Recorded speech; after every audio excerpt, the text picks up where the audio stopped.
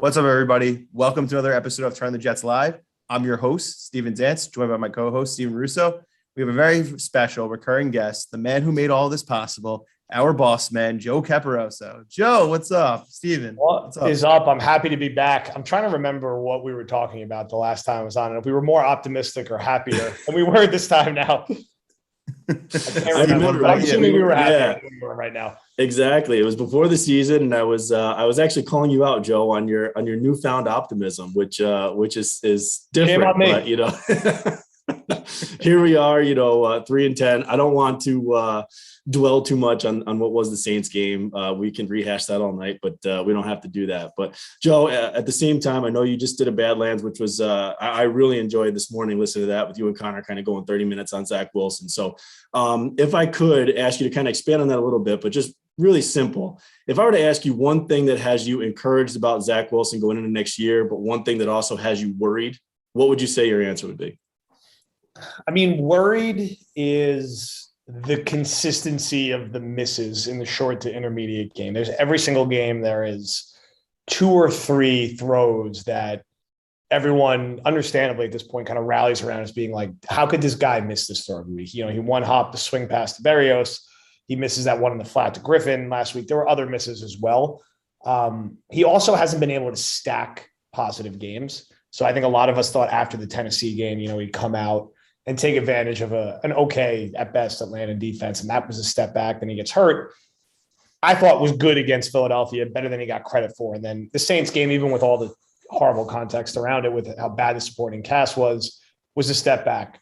Encouraged the ability to create off script and outside of the pocket at such a high level so fast is encouraging. Saw that most acutely in the Titans game with some of the big plays there, and saw it a little bit last week even too, when they had the one drive when they were going before the half before Mims got 11 straight penalties. There was a couple plays outside the pocket. So I think holistically it's been a bad 8 games. I can't think anyone would think they'd honestly be like, yeah, he's met my expectations. I'm happy with what I've seen for these 8 games. But what I think is being overlooked by some is that there has been some positive. It hasn't been 8 totally miserable, disastrous games. The Saints game, easy one to hammer on, tough defense, no one to throw to. It was not a recipe for a young quarterback to play well, but there was the Titans game. There was the first half against the Eagles. There was a second half against the Panthers. Now, a lot of these are halves, not games, but it hasn't been just 8 games of 10 for 25 for 100 yards with 2 picks and something like that. So he needs to improve over the final 4 games for probably the fan base's collective sanity. And he will be the quarterback next year, no matter what. I think people do need to come to terms with that, but it's been disappointing. And it's of course disappointing that he missed time. I think we'd be all feeling a lot better if he had 4 more games under his belt. The stats would look a little more even. And there's probably 1 or 2 other moments or games in there we feel good about. Yeah. I want to pose this question to both of you, and I think it's just because of how the NFL has changed, especially with rookie quarterbacks. We've seen a lot of success, with Joe Burrow, with Justin Herbert, Kyler Murray, and some other guys. Do you think if Zach came into the league, let's just say like mid to late early 2000s, don't you think this perception would be a little bit different? Because a lot of times rookies were sitting and they if they started from the beginning, the expectations were super low. Like, you could go back to a guy like Troy Aikman, who was like awful his rookie season. They went 1-15 and he threw like 1 million interceptions. Obviously, Peyton Manning had the record up until Jameis Winston broke it. Do you guys think that we'd be looking at this a little bit differently? It's just because we're seeing Justin Herbert look like a top 5 quarterback in year 2. I feel like yes. Yeah, I mean, I think the answer is yes. And I think, it was a few months ago where Mark Sanchez kind of alluded to that and said that, Matt Ryan and Joe Flacco kind of changed that narrative. And then you had those guys kind of see success in their first year. And then Sanchez comes in, and while he wasn't a world beater, he still made the AFC Championship in his first 2 seasons. Then you got Russell Wilson and guys like that. So it kind of set the bar higher. And there really was this plan for young guys to come in and start right away and sink or swim regardless of that. Whereas, if this were 20 years ago in the early 2000s, I mean, the plan, look at our own Chad Pennington. I mean, sat for 2 years before he finally got a chance to start. So I think that used to be the plan. Now it's like, get them in, let them take their lumps, let them sink or swim and see how they go. But then there's also this just pressure, especially with the Jets, where you have a decade full of ineptitude, where one shining light was a year where they missed the playoffs by a game. The fan base has grown so impatient with it that it's putting unfair pressure on Zach. And I think, Joe, you alluded to it today on Badlands too, where, and rightfully so, but we're seeing this is the fourth year where we're just seeing this incompetent quarterback play. And it was 3 years of Sam Darnold. And whether it's right or not, you can't fault the fans for feeling that way and get a little bit impatient, because this is really year 4 of kind of taking these lumps with rookie quarterback, not setting his feet and not using his eyes and doing all this stuff that we just hope would be fixed by this time. Yeah, I mean, look, it's been a full 4-year cycle now of sort of watching a young quarterback struggle. And it's, of course, different for Darnold in year 3 and Zach in year 1. And Herbert is an historic outlier. We'll go down as an historic outlier. But you also have Burrow, who is especially really coming along here in year 2. Still has his turnovers, but is leading a team that is in the playoff hunt. I think every Jet fan would sign up to be, the Bengals next year if they could be. But still, you're seeing Lawrence, you're seeing Fields struggle. They don't seem to be getting quite as much heat as Zach. Fair or unfair, Zach comes with a much less polished college resume. And I think even coming in, it was like, okay, this is the standard guy who had the one big year at the small school that will get overdrafted. Whereas with Lawrence and Fields, they were very well-known, like college superstars who were assumed top 3 picks since the time they went into college, basically. So in some ways, it's more surprising they're struggling this much. But I think people are more content to just be like, they're in a bad situation, they'll be fine. With the Jets, it's like, oh, he's in the Jets. This is just an extension of Darnold. And this guy already had sort of a questionable, shaky resume coming out. So, of course, he's struggling. And those questions aren't going to go away. I mean, the fan base, we're at a different level of this playoff drought now. It's one thing when it's like 4 or 5 years, one thing even when it's like 7, 8 years. Now that it's 11 years and the team does not look remotely close to even competing for a playoff spot, you're sort of deep in that, Browns, Bills were in this territory for a while too, until they finally broke through, where the patience is truly gone, and you cannot blame the fan base for it, even if it doesn't always make sense or isn't always that logical. And you got to be patient with the GM, which ended up being a mistake that they gave McCadden that many years. It caused a lot of damage that they're still working out of. But with a quarterback, you have to at least give him 2 full seasons. Usually you want to give him 3 full seasons. If it's this time next year and Zach is this bad, they'll move on after 2 years. And if that's the case, Joe Douglas is going to get fired, and probably Robert Saleh is going to get fired. And they'll probably just start fresh, which is very depressing to think about at this stage of year 1. Now, if Zach can show incremental progress and next year is an actual step in the right direction, kind of similar to what we got from Darnold, like he'll get that 3rd year. The question is going to be, does he fall off a cliff in the 3rd year or does he keep building on it? There's still a lot to be done this year. 4 games is a lot. It's used to be a 4th of a season. It's still about a 4th of a season. It's a tough but interesting slate where you're playing basically the best team arguably in football, 2 teams statistically who are middle of the road, in the Dolphins, Bills, who are 7-6 and 6-7, but divisional opponents. And then the worst team arguably in football, in the Jaguars. So over that spread of 4 games, can there be that sort of signature win, signature performance? Can you get a division win finally against Miami when you're a 10-point underdog? Can he play really well in that game? Can they avoid the embarrassment of losing to Jacksonville at home, which would be pretty disastrous, as disastrous as it gets for a 3-10 team? And then, for that Bucks and Bills games, you're going to be 14, 15-point underdogs, but can you hang around? Can you score some points? Can you, move the ball up and down the field? And over the last 4 games, could Zach throw 8 or 9 touchdowns and only 3 or 4 interceptions and have a 300-yard game in there?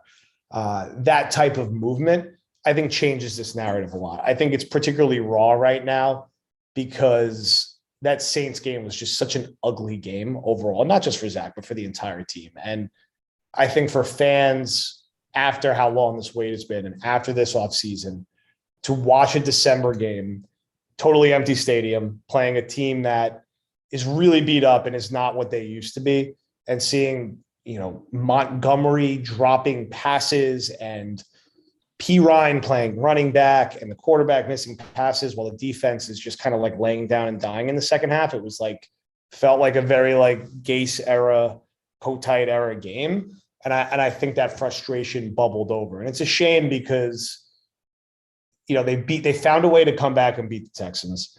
they started so well, especially offensively against the Eagles, but the defense just torpedoed what could have been that momentum, because that could have been something to really build on, scoring a touchdown on the first 3 offensive drives. And the team's just not complete enough or there yet to do that. Yeah. I think you've just hit on a lot of good points. And for me, like, yes, I want the quarterback to look good. I want Zach to look like the guy that we're going to, rally around for, 5 to 10 years. But my thing is just the lack of competing that's bothering me. And Joe, I know you've been saying this for so long. It's like, we don't want to play forfeit football.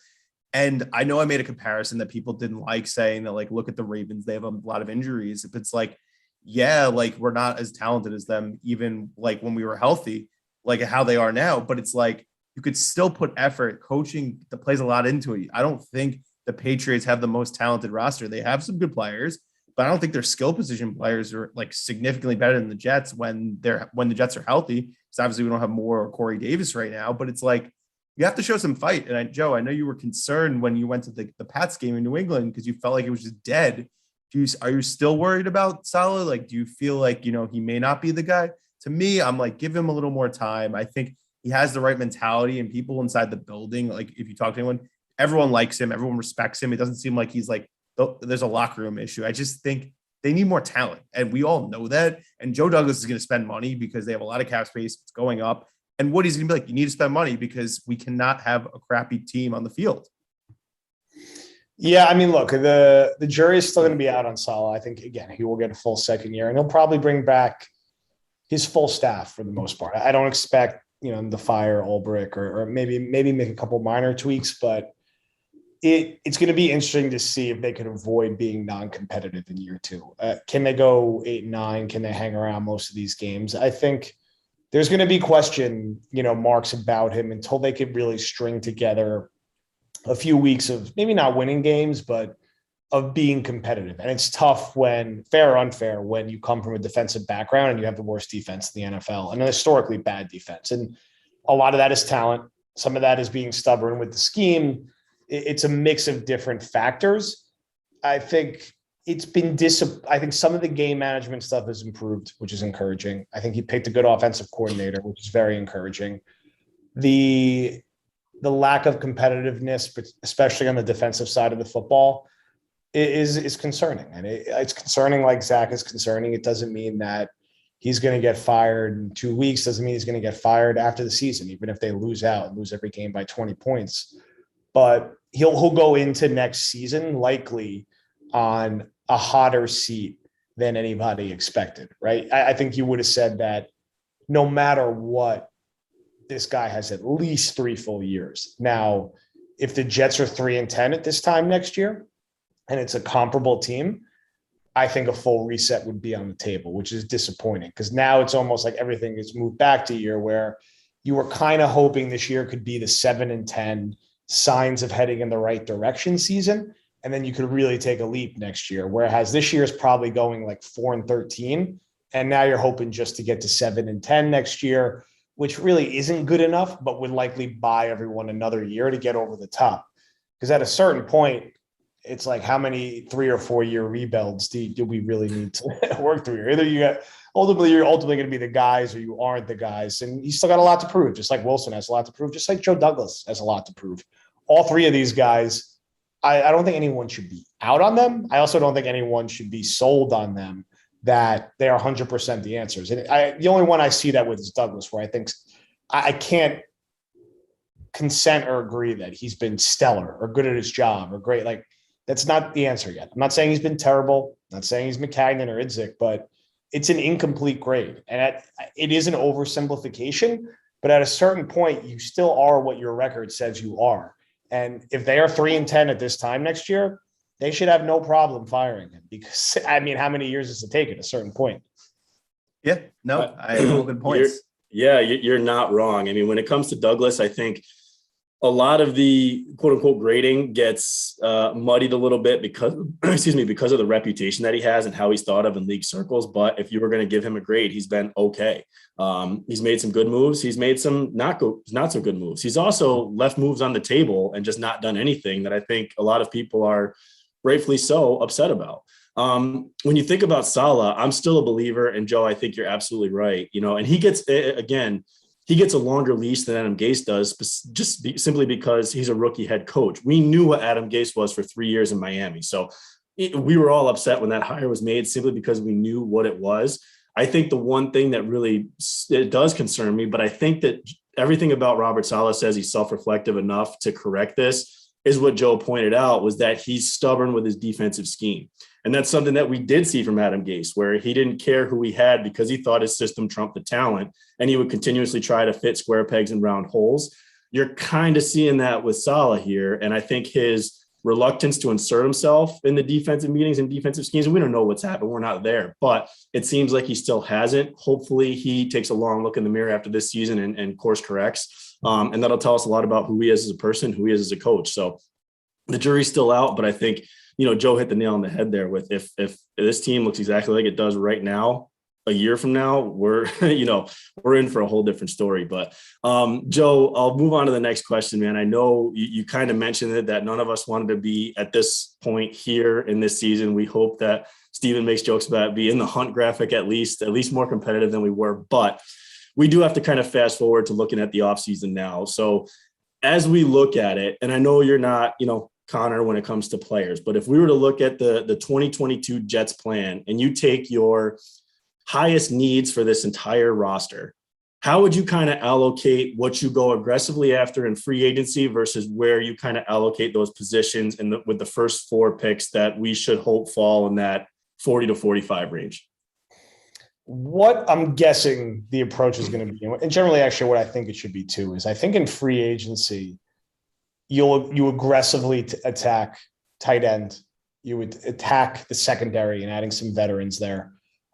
You probably add a veteran linebacker to complement CJ Mosley. My guess is the draft, those early premium picks, whether they stay put, trade back, will be used for an edge rusher, will probably be used for an offensive lineman, maybe for the right player, if things break right, for a wide receiver. I still think it's more likely they go wide receiver in the second round. That seems to be a recurring trend through 2 years for Joe Douglas.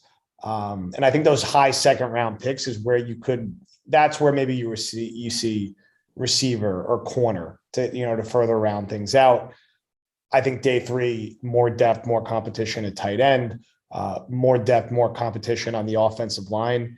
And again, you got to use that veteran trade option, which hasn't really been used yet. I don't understand why fans get so antsy about that, but it is okay to diversify in how you build your roster. So can you use a second or third round pick to go get a surefire veteran to fill one of these holes and add a little proven competence to your roster to complement whatever you do in free agency, whatever you do in the draft? Again, if you ask me today, it's probably edge rusher, offensive line, or edge rusher, wide receiver in round 1. And then from there, I could, again, see them, if they don't go receiver early, I could see them taking one in round 2. I think even if they add a tight end in free agency, they go get a guy like Dalton Schultz or something, they have to add a young developmental one in the middle rounds and, keep adding to that offensive line, because there's some questions that still have to be answered there.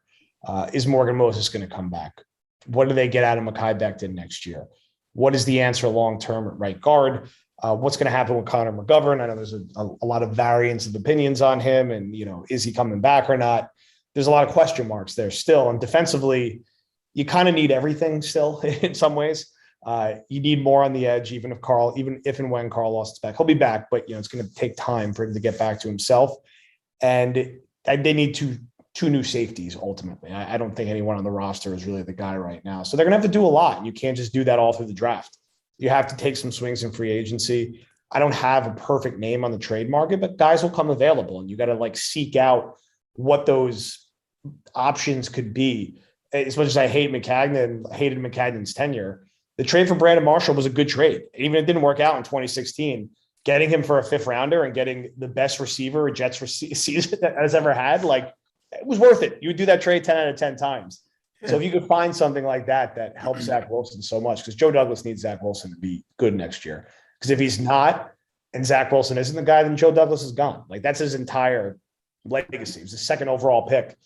No one's going to care that he signed Javelin Guidry and Bryce Huff as undrafted free agents if he doesn't fix quarterback, and the Jets are 5-12 next year. So you got to do it all. You got to be really aggressive. I think they have to be and will be pushed to be more aggressive than they've been, because the fan base just cannot stomach another totally uncompetitive product. And you can't do another year running back we're the youngest roster in the NFL excuse. You played that card this year, and that's it.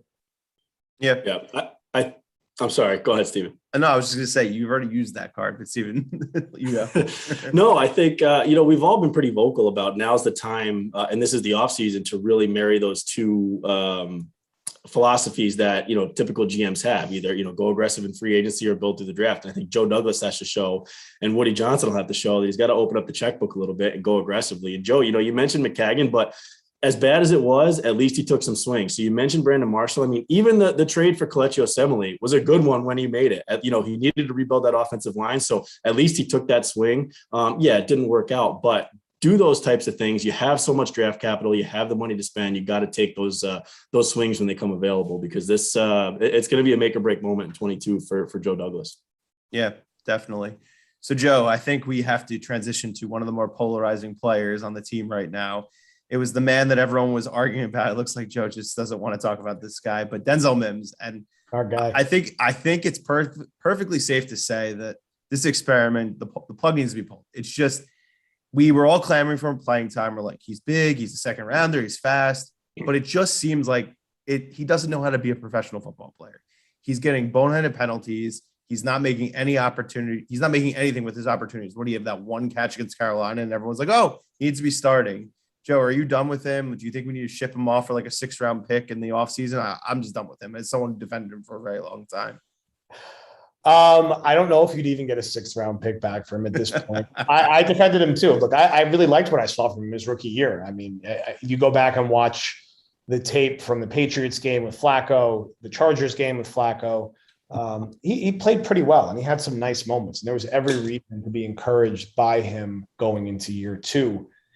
Clearly had an offseason from hell with food poisoning, didn't mesh with the coaching staff. He's dealt with COVID, and he's just looked lost when he's out there. I mean, the penalties, the drops, it truly feels like a season from hell. And Mims was not someone who was like overdrafted or was like controversial where he was taken. Like, I think most people felt good about the value there. And a lot of people that we respect a lot who really focus on breaking down receivers. Like, this guy's a good breakout candidate to watch in year 2. And, sometimes things just happen, and it just, that transition, that sophomore leap doesn't happen. It seems like this coaching staff is out on him. He will continue to get more opportunities these next couple of weeks until Moore's back, just because there's nobody else to run out there. But man, like, I would not wager on him to have any significant role on the team next year. And I don't think they'll treat the offseason like he will. They're gonna have to do work there, because Crowder's a free agent, Cole's a free agent, Berrios is a free agent. You can't count on Mims for anything. You have to hope you get a better Corey Davis, healthy Corey Davis. You know what, Elijah Moore is going to be a focal point of the offense. Get back soon, please. And then you got to keep adding around that. I think of those guys who are free agents, you probably get one of the 3 of them back, maybe at best. And you got to just keep building depth, so you're not in a situation like you were this past week, where even if Zach played a little better, he didn't really have a chance. Now, getting Michael Carter back, and as ridiculous as it sounds, getting Tyler Kroft back will help, as some of these outlets and like tertiary options to throw the ball to. But Mims, it's been a bummer. There was a lot of variables with the Jets this year, and things they needed to break right to be closer to 500. And if you would have told all of us that you're getting total zeros from Becton and Mims this year, I think we would have said, man, I'm not picking them to go 7-10. There probably will be 4-13. And you got a 0 from Becton, you get a 0 from Mims, you get a 0 from LaMarcus Joyner, you get a 0 from Carl Lawson. Corey Davis is inconsistent when he plays and injured. There just wasn't enough depth or coaching experience to overcome that range of problems with the roster. Yeah, it's been frustrating for sure. And Becton's really the guy that we all were clinging out hope to be on a lost season last year. He flashed a lot, especially in the run game. And we basically saw half of him, and it's just been like, oh yeah, he's coming back. Oh, he's not ready. Like, Joe, I know you were kind of like talking to us about it. You feel like I feel like they're not telling the truth about his injury. Like, I think it really was season ending, and they just were like, oh no, it's not. I just think, I don't like that. And which is dumb, because it gets the fan base that much angrier. And it's been a weird bad. I mean, we've been saying this a lot. It's been a weird bad year. They've definitely had bad injury luck. I don't want to think that we're not cognizant of that. But at the end of the day, like, injuries happen in the NFL, and Every fans team. don't want to hear that excuse. And just like fans, I don't want to hear how did you expect Joe Douglas to get anyone in free agency? Because why would they want to come here? Well, they're coming here because you pay them and because that's Joe Douglas's job. Otherwise, why can't any of us be GM? Like, his job is to figure it out. And if he can't figure it out, then why is he the GM? So, and trade for people. You said that on Badlands. Like, literally trade for people, make them come here. That's they don't have a choice. But it's been, this is, in being through this for an eternity, this is the time of the season where everyone's sort of at their breaking point and everyone's ready to do what we do best, which is, do the offseason coverage, which is really the main event for the Jets, which is a shame because I'm not generally an optimistic person when it comes to this team. I thought they would be better than they were right now. Now, again, if you told me all these injuries, yes, my record prediction wouldn't have changed. I wouldn't have predicted the 21-point loss at home to the Saints, the 50-point loss to the Pats, the 40-point loss to the Bills.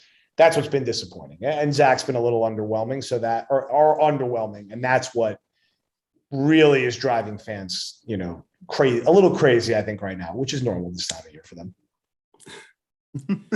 So, Joe, I want to go back to Zach Wilson real quick and ask you one last question on this. So I think we mentioned that we're all kind of jaded from the Sam experiment and what happened. I think you could make an argument that Sam probably looked better in year one than he did in year three and maybe even year two. And that was with, Todd Bowles and Jeremy Bates. But clearly, once Adam Gase came, it didn't work for Sam Darnold, and Sam Darnold just may not be the answer. But when you look at Zach Wilson and the development after year one here, do you have confidence in him and in the staff to fix some of these missteps and to see and actually get it right in year two and beyond? Look, I think he will absolutely be better next year than he was this year. The question will it be better enough and fast enough to time with this team getting better and with the general patience around the organization? I felt good about him coming back from injury, and honestly, sluggish start against the Texans, but the stretch of the second half in Houston and the first half of Philly was the guy I expected to see. So we've seen it half the time through 3 games since he's been back. I think he will be better next week. I think he will be good or better against Jacksonville. And I do think we'll see year 3 of him ultimately. Now, I don't know. He might end up being Sam Darnold year 3. I can't tell you that he's the franchise quarterback. I can't say that with any confidence. I can say that I think he'll do enough, is my prediction, to be the quarterback into year 3. I don't think anything drastic is going to change that unless he gets hurt or really closes the year really ugly. And I think he'll close the year okay, good, not great, have some okay moments. And he'll be the starter next year in a different situation with maybe a more well-rounded roster. But if you ask me today, I'd say we'll get to at least seeing him in year 3. I can't predict anything further than that. Does the staff now give you much more confidence than Gase and Dowell, or does that not play too much into your? I mean, it does. I mean, I definitely like that they were proactive in bringing Beck in. I like LaFleur a lot. I really do. I think he's done a great job this year after a tough start. And the rest of the staff, from everything we've seen offensively, seems fine. Now, how long could they keep that group intact around Zach, I think will be important. But I don't have a problem with their offensive coaching staff. Yeah, I think their problem is it's like a boat with all these different holes opening at different times and water spouting out. They can never get everyone playing concurrently well at once. They can never get all the receivers healthy and playing well at the same time. There's always 2 or 3 people either out or playing poorly. And it didn't click at all in year 1. I would think it should be a little better in year 2. I just don't know if it's going to be better enough. All right. That's fair. So, Joe, we obviously teased this to you before the show, and it's stealing from Bill Simmons, but since you both are parents, and actually your youngest, it's his first birthday today, need a little parent corner story. I feel like you got to share something. I'm sure you got plenty for us. Yes. Today is Luca's first birthday. I have a 3-year-old and a 1-year-old, JJ and Luca. So the big birthday plans were that we went to the American Dream Mall, which is connected to MetLife Stadium. Beautiful, and then beautiful East Rutherford, to go to Legoland and the aquarium. Now, the nice thing was in these times that it was a Wednesday morning at the mall. So it's totally empty. Really, the only people there are the only people at these different random exhibits. So we had a very big morning of sitting in a 4D Lego movie that both kids got scared of within 10 minutes. My youngest eating a bunch of small Lego pieces. So we had to kind of get out of there. And the aquarium actually ended up being nice. They both liked the aquarium a lot. Got a lot of face pressed up against the glass, and of course had a little, like any Jersey family, had a little Annie Ann's pretzels on the way out, and then came back and got back to work. And then we just went out with my parents for pizza. So a good first birthday, successful first birthday for Luca. JJ didn't take any of his toys or beat him up too much. So I can't complain. I think we pulled it off pretty good. That was a good one, but hopefully he could still fit into the Soprano ones that we got him when he was first born. Probably not. Busted out of it very quickly. Joe, I know you got to run, but everybody, if you don't already, make sure you join Badlands. It's the best premium Jets content you'll get on the internet. You know, you get Joe's podcast with Connor twice a week. You get Joe's 12-pack, which is my favorite thing, and then Connor's film breakdowns on Thursday. And also Tap RM, if you want to get free $50 off your first order of $100 or more, why not? You get beer, you can get seltzer, you can get anything you want. Joe, give them your favorite beer real quick before you go. God, that's so tough. I gotta look in my fridge right now to see I still have something crap. Oh, there we go. Look at this. This one's good. This sort of hazy pale ale. I've been mixing through a few there, so there's a little peek in the fridge. But yes, promo code Jets50. Good job promoting the sponsor. We love to get that involved. Yeah, we always try to. Thank you guys for having me, and keep it cranking along. Yeah. Later, thanks for joining, Joe. It's good talking with you. Yeah. So, Steven, before we jump into game picks, just some thoughts on this Jets-Dolphin game. I need your parent corner story real quick. Oh boy. I mean, Joe alluded to it. My kids are a little bit older. So I have three, they're 7. My son is 7 and I have 2 daughters. They're 5 and 3. So just tonight, actually, when you're a parent, your time isn't your own. But my wife, it was my mother-in-law's birthday. So my wife and sister took her out to dinner. So I was flying solo, and I had both my daughters had gymnastics. So I was single dad, all 3 kids. Jack, my son, is bitching the entire time about having to go to gymnastics practice to watch his sisters. Meanwhile, I'm getting back at him saying, are you kidding me? They go to your soccer and baseball games and never, never say a word about it, but you have to complain about this. And so we go there, and I'm trying to, it's in this rundown mall that we have to go to. So I'm trying to wrangle all 3. We go to gymnastics, we leave there. I got a Walmart pickup that I got to get before running home to get on the show. But before I have to do that, I got to get all 3 kids to bed. So certainly they're upstairs right now, just running amok, all of them. But hopefully I was just expecting one of them to run into the show as I was on here. But it's a never ending fiasco, never ending stories, man. It's crazy all the time. It's complete chaos, but it's fun. And that's why we do it, man. But yeah, it's it's a lot. My schedule is full always. That's just how it goes. I literally thought that one of them came into the room mid-show, because there was a point actually when your video was off, and I was like, one of the kids bothering Steve. That was actually my wife coming home from dinner who forgot her key, so I had to run up quick and let her in the door. Okay. But hey, we keep for the pushing viewers on, man. For the viewers on YouTube, that explains that, as that's something you'll notice earlier in the show. But there we go. You probably heard the dog bark too at the doorbell, which was exactly surprisingly no, but someone's dog was barking on a work call today. Anyway, there is a game on Sunday, although my interest is waning in this team. I'm very close to just not wanting to watch it, because I'm I just don't want to be disappointed. I was so disappointed this past weekend. After that Saints game, especially seeing Taysom Hill just take that last touchdown, the team just quitting. Took a nap. It was I can't watch football in the early 4:00 window. And then I remember I just put on the late games, and I saw the Bucs game, which was a great game. And obviously the Bengals game, which was awesome too. And I'm oh, this is what football and it's fun is like. But anyway, yeah, I mean, it's a division game. They're always closer than they should be, which is why the Jets have a chance. I mean, they're an NFL team. They should have a chance every week. I don't think they're going to win.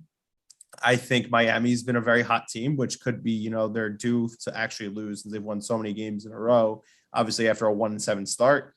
I think their defense has been playing phenomenal. And I think Tua has been playing really solid football, as someone who hasn't been much of a fan of his, but I got to give him credit. I think he's playing pretty well. I mean, not outstanding or anything, but he's doing what he needs to do to win games. I mean, it speaks for itself, considering how many games they won in a row, which I think they've won 5 in a row, 5 in a row. They were 6 and 7, but I think Zach will play better. I do. I know I'm this person who keeps saying it's going to happen every week. I mean, there's been moments when he's actually delivered and looked pretty good. It's just when I watch him play and I see what he's doing, I think he's overthinking a lot. And I think he's going to settle down a little bit this week. I think he's going to hit the throws. I think he's eventually going to correct the stuff that's frustrating everybody, just missing screen passes, which is like super, super difficult to do. Cause like, I feel like you and I could hit some of these screen passes he's missing. It's just like a lob pass. It's like, okay. But I'm going to say Dolphins 20, Jets 17. So closer game, but I do think they end up losing it. And I think they bounce back when they play Jacksonville next week. What about you? Yeah, I mean, I think, you're right. It's it definitely took the wind out of your sails a little bit with that Saints game, because I think that, you think before the season and you're like, okay, well, whether you picked them to go 3-14 or 7-10, you knew that there were going to be those games in the middle of the season, or, at any point during the season where they just didn't show up. And just because you're expecting them to happen in August doesn't mean that they're any easier of a pill to swallow come, December when it happens. I think it's definitely tougher when you don't have guys like Elijah Moore out there to kind of at least give you some hope and some excitement on offense. And when that's coupled with, not having Michael Carter and Corey Davis, who's a part of this team for the future, going down, it definitely, it's harder to watch. And, I know Daniel Jeremiah said it, Connor touched on it today on Badlands. When you start with your rookie quarterback and it's like, running back drop, no one open, running back drop, bubble screen or something, whatever that was. It's like, that's no way to get your young quarterback in a groove. So the outlook, I think, is bleak, but I do think it gets better here. So I've said this like a million times doing these predictions for no reason at all. I think the Jets are going to win. I have no idea why. I just think they're due. And honestly, I think it has more to do with the Dolphins, because even though they've won 5 in a row, they simply don't impress me.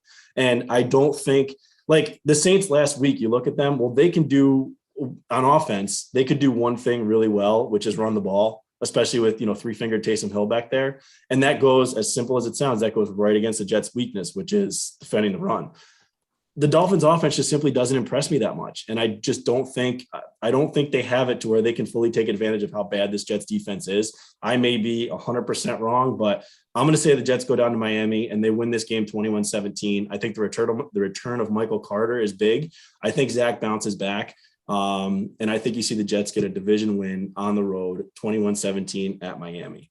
And if I could, man, I think even beyond these predictions, we should unpack this Zach Wilson talk a little bit more, if just a few minutes here. But I feel like I'm kind of being talked into being down on Zach Wilson, and I'm not sure if I'm ready for that yet, right? Like, the Solak article that you shared today, even talk with Joe, like, yeah, it is concerning when you take a look at it. Like, he really hasn't put together a full good game.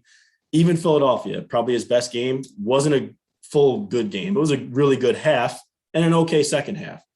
But I'm just not ready to be like down and out on him. And I really don't think, when I look holistically at it, that it's been that bad. I think there's been a couple of good games, a few meh games, and a couple of bad ones. And I'm not even ready to say that this Saints game was truly bad for Zach. He was turnover free, but he got no help at all.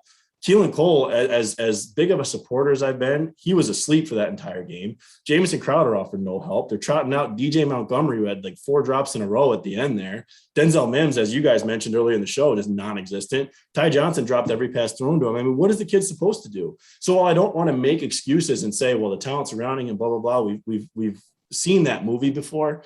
I'm not ready to be just completely down and out on Zach. I still have faith. And even in these last 4 games, as much of a gauntlet as it may seem outside of that Jacksonville game, I still think he's got a chance to turn it around. And this could be one where it starts to look positive and the trajectory kind of changes as we go into 2022.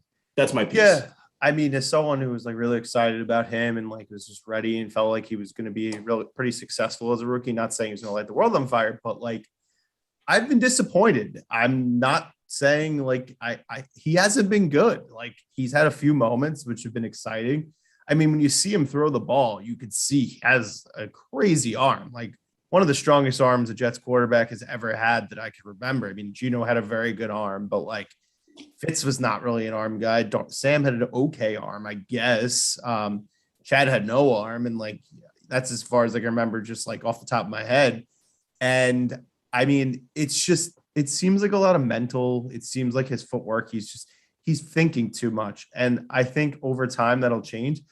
I truly think now, after seeing what he's been doing, and honestly, like it seems like Fields and Lawrence are kind of suffering from the same thing, is these guys may not have been ready to be day one starters as much as like the rookie contract window is, you got to maximize that and see what you have and try to build around these guys and make sure they hit their ceiling as quickly as possible. But it seems like maybe the Jets should have had a veteran quarterback start maybe for like 5 games and then hand the reins to Zach. Like he just doesn't seem like he was ready. And I didn't think that was the case. I mean, he seemed like he was pretty pro ready, but like at the same time, he did play at BYU. He wasn't playing, Alabama. He wasn't playing, Ohio State. He wasn't playing those types of schools. So the competition was lower. So it's been an adjustment for him. But like, I like Chris Sims. I know people will probably be like, why do you trust that guy's opinion? I mean, I've listened to him before he was NBC when he was at Bleacher Report. I know Connor obviously has really strong feelings for what Chris says. And he believes in a lot of the stuff that he talks about, especially with quarterbacks. He literally said that like when he was watching the game, like Zach wasn't good, but he's like, there's still things that he does, which obviously someone who's not a quarterback guru, like I don't know, but he's seeing things that they're encouraging. And he says that he's made the most wow throws, of any of these quarterbacks, and it's not even close. And like, listen, I think continuity next year will be good for him. I think these next 4 games will be pretty big for him. I mean, like, what if he just like, we play Tampa, I'm not saying they win, but like, what if he just has like a really good game? I mean, you've seen guys, their defense has been vulnerable because of injuries. I mean, they do have a good pass rush, but their secondary isn't that good. What if he just plays well against Tom Brady? Like, that would be really cool. I mean, I'm not saying he will, but it's NFL. Anything's possible. I mean, Davis Mills threw for like 350 yards, and like that guy was like an afterthought. So I would just say it's been bad. There's no doubt about it. I have friends who are Jets fans who text me like, this guy stinks. Let's just get rid of him. I'm like, I can't just like, it hasn't been a full 16 starts or 17 starts now that there's an extra game. It's like, you got to give him a chance. Like if we just bailed on everything, you never would know. I mean, there's a million guys who go elsewhere and end up being pretty good. I mean, like Rich Gannon's a guy who didn't work in his early stop and then he really developed later on in his career. It's just, I'm not going to give up on the guy just yet. It's just, I think it's just irresponsible to do so. And I think just give it time. And like the Jets are going to give him a better roster next year. There's no doubt in my mind. Whether their draft is good, I don't know, but they know they're going to spend money on guys who are proven NFL commodities. I know that for a fact because there's pressure. The fans are getting tired, and I'm one of those fans getting tired. So you've got to get some players on the field who can actually perform. No, I agree. And I think you bring up a lot of good points. And I think, Chris Sims, I agree with him too. And I like hearing that. The caveat is he kind of also said that stuff about Sam Darnold too. So, I mean, no, he didn't like Sam Darnold. That's the thing. He didn't. I remember him being on Badlands with Joe and maybe it wasn't Badlands, but it was Joe and Connor with Chris Sims and him saying that, or maybe it was Adam Gase. I don't know. We can go further. No, he liked Adam Gase. I think I stand corrected. He liked Adam Gase. You're right. But when you look at Zach Wilson, and I agree with you, I guess, and I don't want to look through my Jets goggles here, which I've been accused of before, but I just don't think the bad has been like that bad. I don't think it's been like historically bad. I think it's been typical rookie stuff. And I think you can look at that through the same lens as, the not being able to put together a full game. Well, when he's having a bad half, he kind of makes up for that and has a good half in the second half. So the one bad game you can really point to is that first New England game. That was 100% all on him. Everything else, there's been some mistakes, but there's been some wow moments. He scratched and clawed his way back against Carolina. He did the same thing against Atlanta. He managed the game okay against Houston and got them to a win. And again, that Saints game, I just still don't think that it was that bad. Did he miss some throws? Absolutely. Did he not get any help? Absolutely. But I still think he made some throws and made some plays. So I'll never be all out on a guy. I just think the impatience of the fan base with this franchise has grown so thin that we're just ready to cut bait and say, you know what, screw this. Let's go get a veteran or something like that. But I'm not ready to be out on Zach. And I feel like I'm kind of being talked into it where I'm more middle of the road. I wish he's looked better. I wish he would come and have an end of the season like Sam Darnold did in 2018. I'm hoping and praying for that. I don't know if it'll come, but that will give me more confidence, especially with the staff they have around him and the more continuity, like you just mentioned, going into 2022, that they can actually build around him and make it work. Yeah, I just think it's a lot of years of frustration and incompetence that we're all just really taking out on, Saleh, Zach, Joe Douglas. And I get it. I understand that, but you can't just give up on everything that doesn't work. We live in a world where everyone wants instant gratification in life, and you can't do that. It just, things take time, and he's still a rookie. He's 22 years old. Like, it's hard to play quarterback in the NFL. There's guys who really don't show up until, 2-3 years in. I mean, did anyone ever think Josh Allen would be as good as he is right now in his rookie season? I'm not saying Zach is going to take that kind of leap at some point, but Josh Allen was pretty bad as a rookie. Granted, the Bills had a good defense, so that was something that at least helped him in year 2 when they got a little bit better, but he wasn't good. And Lamar was okay, but like, it's just give it time. That's all I can say. Like, maybe Zach's gonna be like a Derek Carr next year. Like, there's nothing wrong with that. That's a starting quarterback. It's good. We need that. Yeah, I agree. Yeah. So sorry, that's our piece on Zach Wilson, following up from our conversation with Joe there. But had to unpack that a little bit. Yeah, I just think everyone needs to calm down a little bit. Listen, being a fan of this team sucks. There's just really no way around it. It's sometimes I wish I wasn't, but this is who I like. It's who I'll always root for, and just you got to be patient. I mean, I understand the frustration about that. But, all these times are going to make it feel that much sweeter when we exactly like whenever that green confetti is falling down and they're playing like We Are the Champions or Trophies by Drake, like that's just going to be the best feeling ever. Like, just there it is. You're not going to because we went through this struggle right now. That's why. Exactly. Nothing in life is ever worth it unless you had to work for it. And it's just like if the team was winning every year, you'd be like, oh, whatever. I I would give anything to be that spoiled of a fan to like scoff at another division championship at a playoff loss. Yeah.